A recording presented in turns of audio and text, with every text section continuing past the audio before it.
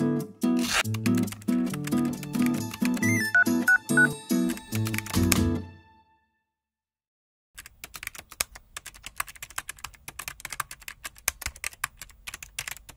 of the big sort of topics in the industry right now is the question of can one charge on the web? And it's a complicated problem.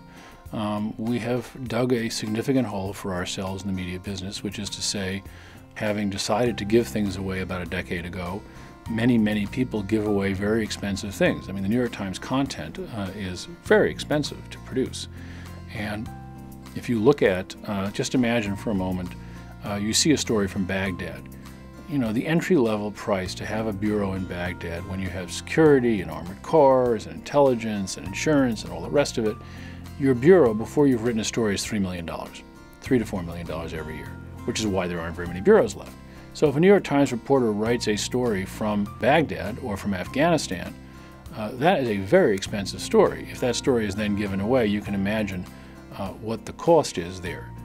Now, a micropayment system would be a system in which, through some means, either you get your New York Times if you pay a certain amount a month, which is one way of doing it.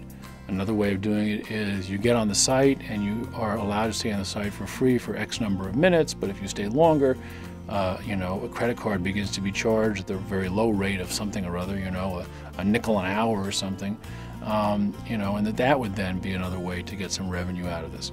Now, the counter-argument arises very quickly. People say, well, information on the web wants to be free. That's the argument that's posed. What does that mean? I mean, first of all, I don't know about most of us, but I've never met anybody that got a free book from Amazon. Amazon's information doesn't want to be free. They seem to want to charge you a fair amount of money for it. And there's very little on the web that wants to be free. So what does that phrase really mean? And what it means is that the media business is now locked in this kind of death spiral in which nobody dares be the first to go into paid mode, because if you're that person, perhaps then everybody else will go to the unpaid sites. And so you could end up with, you know, sort of no viewers and no revenue. And there is some amount of advertising that one can raise money with on the web. Unfortunately, that amount of advertising is being sold at a rate far below what a newspaper could do. The bottom line is, and this I feel confident of, if you don't collect money, over time, the very expensive Baghdad bureau story will simply not be affordable. You cannot continue to give that away.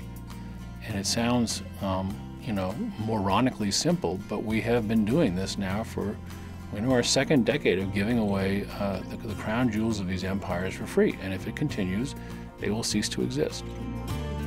Read and watch more from Stephen Engelberg at btnn.tv.